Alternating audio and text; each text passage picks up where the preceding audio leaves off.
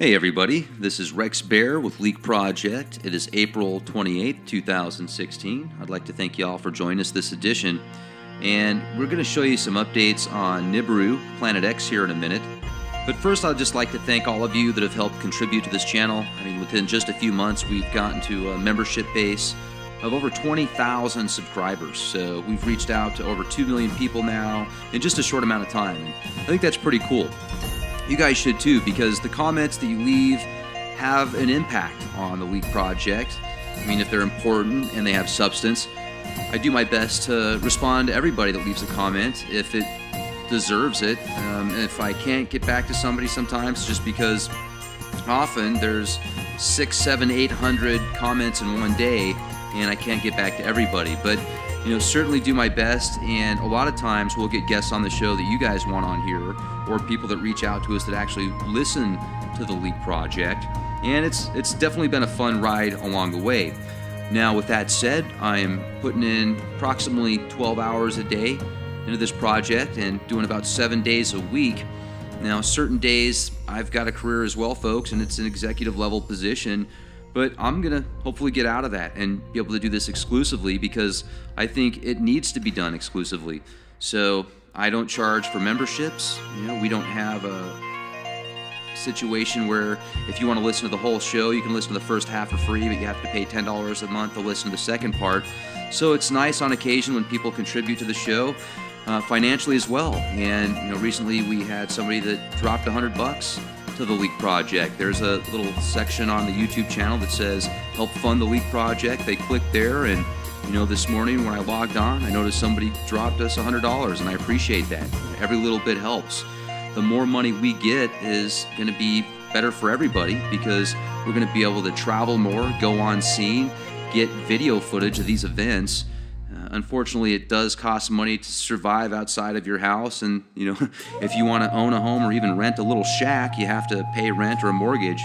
So a lot of times when people do truth media, they have to have a 9-to-5 job or just a typical job as well. So with as quick as this is growing, guys, I think that we're going to be able to do this exclusively, and instead of having to be confined within any paradigm, we can jump out of the box, and if there's an event or something big going on in DC or San Francisco or Mount Rushmore or Minot, North Dakota, or St. Louis, wherever, Ecuador, it doesn't really matter. If we've got the funds and the time to get out there, we're going to do it. If I don't have to work my typical career, my regular position, then I'll just get on the plane and go. I'll jump in the car and take off and get some great footage and information. And instead of having to rely on Fox News, CNN, or any of these mainstream media outlets that are basically mouthpieces now to either whoever's giving them the most money or writes their script, we'll get some real footage. And we're not going to be sitting ducks either, because I'm going to have GoPros, action cams. They're going to be basically attached to my hat, and we'll go out there so we can get the inside scoop without people seeing us come from miles away. I think this will be a lot of fun, and we definitely want to get your opinions on where you think that we should go when we get on the road. Because if we have a chance, if we hit the road and go to several states, let's say we want to go up to Dulce, New Mexico. We went out there last year, actually, and it was great. The people were very friendly, very fortunate. We even had somebody take us up the Archuleta Mesa, which is world famous. That's where the underground base is supposed to be, where Phil Schneider supposedly got into that alien battle and had his fingers blown off. So I'm sure many of you guys have heard of that story. And do I believe that story? I don't know. But I will tell you this. Shortly after I went out to Dulce, New Mexico and put a video up on the subject, I got an email from somebody that said they did some research into Phil Schneider. Got to know people that were close to him, and I'm not going to say who exactly. But let's just put it this way. What this person said in the email completely would debunk Phil Schneider's testimony if it's true. Is it true? I don't know. I mean, maybe Phil Schneider's testimony is true and somebody tried to steer me away from the truth. I really don't know, guys, but it was interesting to get that email. Dulce is a great area, and if we would have had more time and a little bit of funds, extra funds, we could have spent a few days out there, got to the top of the mesa, been able to contribute to Dulce financially, help them out as well, because it is a reservation out there and you need to get by somebody that's a part of the reservation, most likely one of their leaders, one of their tribal leaders. So to make a long story short, we could get video footage, we could get some night vision cameras, some drones, and pick up some cool anomalies. Every person that I talked to that lives out there said absolutely they saw lights in their life or anomalies in the sky. People that have different positions, all the way from the casino out there to the grocery store. There was a restaurant out there, and somebody else that doesn't want to be named that has a really cool position with Dulce, and it was just fascinating. So just something to think about, and I'll throw that out there for you guys. Also, this update on Nibiru that we're going to be presenting to you, there's going to be about a dozen photos, and a few of them are pretty mind-bending in my opinion, pretty compelling. So take a look at this, guys. Enjoy the show. Talk to you soon. Be safe and be the change you want to see. Make sure to subscribe, youtube.com/clandestine Time Lord, leakproject.com. As you can see with the screen right now, I'm sharing this with you guys. This picture is just right in the center of that sun. You can see something's blocking the sun, and unless that's some incredible swamp gas, Bob, what are we looking at here? And tell us where you got this, because you got a friend in Peru, you said? Well, I have an astronomer friend down in Peru. These are from the person that's in the left-hand corner of the photograph right there. They were just recently taken, showing one of Nibiru's moons below our sun and one right in the middle of our sun. These just came through just the other day. My friends on Facebook, they love your shows, Rex. I mean, I really do. I'm getting all kinds of good comments about your shows and how you're doing them. Oh, well, thank you. Tell them that's greatly appreciated. So this person not only has the original, as you're seeing right there, but then the next one down was slightly enhanced, really showing one of the moons.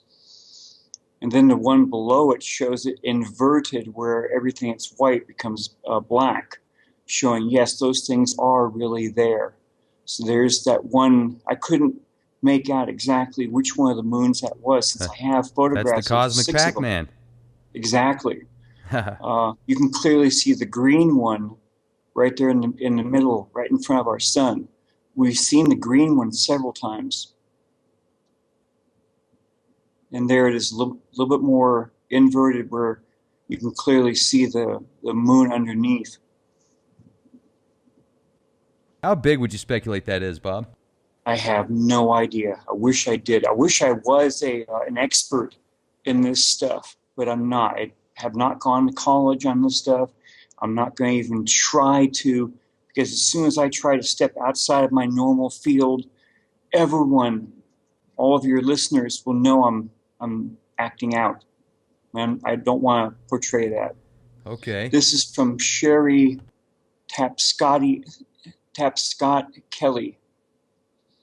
And there's that greenish looking moon that we've been seeing in numerous photographs. Do you know where this is actually located, though? What part of the sky? No. Okay. Let's go to the next one here.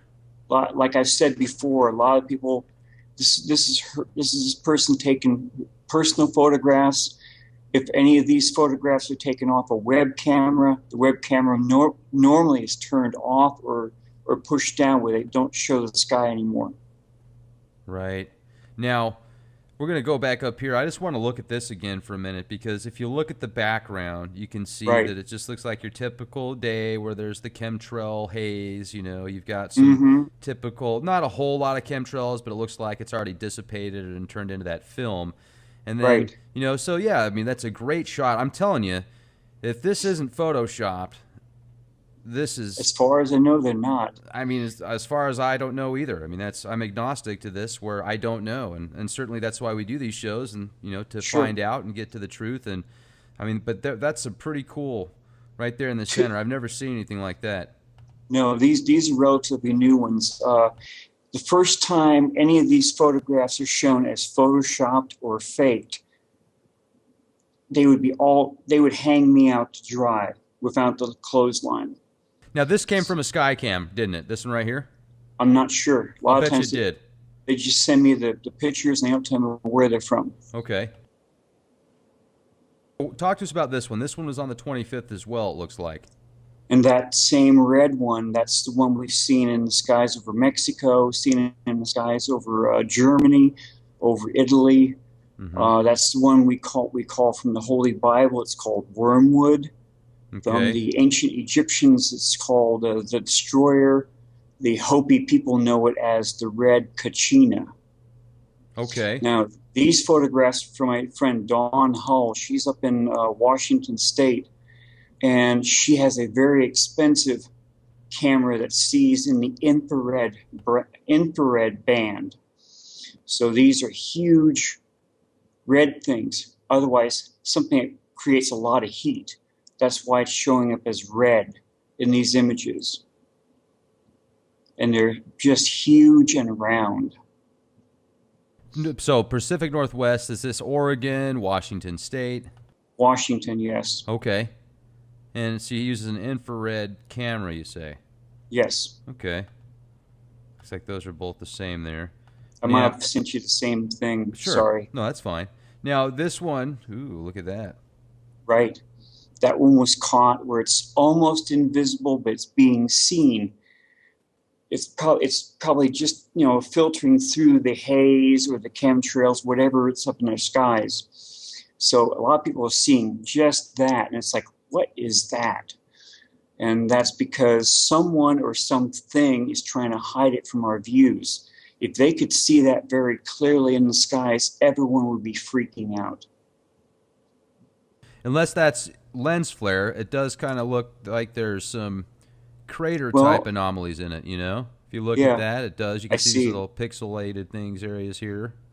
So that would probably be that white moonish thing we've been seeing in the earlier photographs from the day before, showing the whitish looking moon has craters all around it, far worse than our moon. I'm using the term moon because they are technically moons of the planet Nibiru, although they are more than likely quite larger than our entire planet. But without knowing how big they are or how far away from the photographer, we have no way of knowing. And there it is again. So this is the original, it looks like. And so photo is spelled that way in what country? Is that like Mexico or something? I think these are from Italy. Italy? Okay. You'd think I'd know that being in San Antonio, that I could spell photo in Spanish. It's kind of sad that I don't. But yeah, that's a really interesting shot right there. And then if you go back to the way that it was enhanced here, and there's more detail, that is a pretty cool anomaly right there, whatever that is. The person that sent you this photo, Bob, the photo, F-O-T-O here. Now, do you know this person just on Facebook? No. Do they send you a lot of stuff, or how did you find this picture? People are seeing this show on my Facebook thing. I'm getting lots of friend requests. And as soon as I get friend requests, I look onto their Facebook page, see what they have, or they're sent to me from them afterwards. Cool. So you got your own Nibiru network going on. Just about, yes. That's awesome. And for those that are listening, if you want to be a part of this, check out Robert's Facebook page, Robert H. Evans Jr., and also he's got a really cool website with a ton of SOHO photographs of these incredible anomalies that look like the size of planets that are bouncing in and out and around the sun at starshipsaroundthesun.com. Now, let's go back to this photo again here for a moment and just take I'm going to zoom in on this, you guys, so you can get an even better look at it here. I mean, you can still almost see, and that could explain, Bob, because folks, let's go back in our minds about 10 years, 10, 15 years. Remember, maybe even a little bit further than that. 15 years, maybe 20 years if you can, but if you can only go back 10 years, let's do that. And think of what it was like when you looked out in the skies. It would be blue. It wasn't silver. Even on a nice day when there's no clouds in the sky, even when you don't see any chemtrails, there's still this different color in the atmosphere. It's almost got a silverish tint to it, and I'm wondering if that could be these nanoparticulates that they're spraying in the skies due to certain light angles and maybe certain materials combined with whatever technologies they have. And this is not far-fetched, folks. Maybe that's what is causing this blockage that is making it very difficult to see these anomalies. And maybe that's why certain times of the day they spray in certain parts of the world, it's not to just take care of the coastlines when they say they're trying to keep the coast safe from, global warming and the sea levels rising from all the ice caps melting in Antarctica. If that was the case, wouldn't they just be spraying it in Antarctica? So, I mean, there could very well be a reason that the color is different now, and maybe it's because they're spraying some type of shield, and now these pictures were, even when we talked to Gil Broussard yesterday, he talked about how the government has these lasers, this technology to block this kind of stuff. So that's right. Pretty interesting. Well, the most up-to-date reason that I can think of is because the Earth is orbiting straight towards them. That's why they're growing clearer and clearer in our skies and larger day by day. So this is, I guess, a different type of... It's been partially enhanced right there. Okay. To make it stand out. Okay. And that's from Sharon. Sharon's always got some good ones, doesn't she? Yes, she does. I'd like to give a special shout out to Sharon. Thank you. She's been doing a really good job taking photographs. That looks like that whitish looking moon, but I can't see the huge hole in one side. Maybe it's just orbited, maybe it's rotated away from her where she's taking the photograph. Because she's catching most of her stuff in her own skies in Illinois. There's that white moon again with that huge crater. That's not our moon. Okay, this next one is normally how you'd see our moon in the sky. You see all the dark stuff is at the bottom or in the 7 o'clock position. Okay, we recently uploaded several photographs of the moon. One of them was from March 22nd, and it clearly showed all that the dark area down in the left-hand corner of the moon. And then another image was from 325, clearly showing all that dark area up near the 1 or 2 o'clock position. So the moon has either been tilted or rolled to the right. And that happened between March 22nd and March 25th. Now, I know I put the photographs right there on your Facebook page. Yeah, I'm pulling them up right now. Now, my friend, who's an astronomer down in Peru, as soon as I let him know something was amiss with what we're looking at on the moon, you see on this one here, from 322, you see the major dark area down there on the left-hand corner down right there where you're putting the, right there. It's down in the 7 o'clock position if you look at like on a clock type thing. The next image on 325 right there, they're all the way up there at the 1 o'clock position. So that's not normal for us. In fact, when I saw it the other morning at 6 o'clock, I almost didn't think it was our moon. I thought it was something else because it did. Even though I've never researched and really seriously looked at the moon, we all, yeah, it's the moon, yeah, it's up there in the sky, but hardly any of us really. Okay, those things are supposed to be down at the bottom, not at the very top, and now they're up there now. So something is wrong. The next question should be, how did it turn? Was it pulled by something's gravity, like the 8 moons of Nibiru, which are being seen in our skies? Did it do it on its own? Did something shift inside the moon, allowing it to be tilted to the right? I don't know. I talked to a person at KTVU, Channel 2, Fox Network today, and told them what I was seeing, and they said they were going to check into it today. I also called KCBS and told them something had happened in the moon too. And they said they were going to have an astronomer type person look at it. I got a hold of one of my managers, Ivy West, over in Hawaii, and she said she had a friend that was a astronomer, and she was going to show him or her the photograph. So this is drawing a lot of attention by a lot of people who are looking up in the sky, and it doesn't look right. Because the earlier photograph showing how the moon should normally look has all those right there, has all those things down to the left-hand corner, not up in the upper right-hand corner. You know, something happened, okay?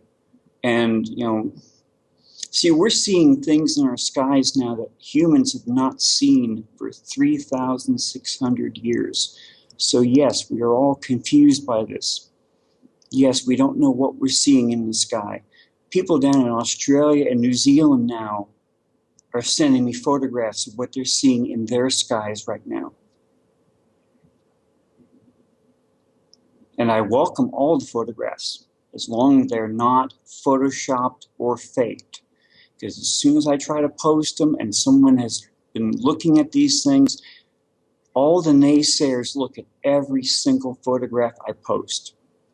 If there's anything wrong in that photograph, clearly to be faked, photoshopped, they'll ring me without the clothesline in front of everyone. Because they're checking everything I'm putting up on the internet. You know, Bob, I got to say, this is one of my favorite photos I've seen. That's a neat one, yes. It's you got the thing right there in the middle of the sun. You got that big moon or planet-sized, whatever, planetoid underneath it. That's good stuff. Well, I'm telling you, this has been great. I appreciate you spending some time with us, giving us a quick update. We'll continue to do this. And no problem at all. Any it's good an honor information? To be on your show. Oh, thank you. It's always nice to talk to you, Bob. And also, we had spoken before about how you had some images that were like almost these planetoid mothership type things. It'd be fun to see some of those one of these days as well if you get an opportunity. Sure. Cool. I'll make sure I start sending the photographs to you. Yeah, fantastic. Looking forward to it. Folks, thanks for joining us for this quick update on Nibiru, Planet X, Wormwood, the Winged Destroyer, whatever name you want to put to it. Bob's always got good pictures to show us. Make sure to send them to Bob at Robert H. Evans Jr. on Facebook. Also, check out his website, Starships Around the Sun. If you'd like to see more of this, make sure to subscribe to our YouTube channel, folks. youtube.com/clandestinetimelord, leakproject.com. All right, folks, stay safe and be the change you want to see.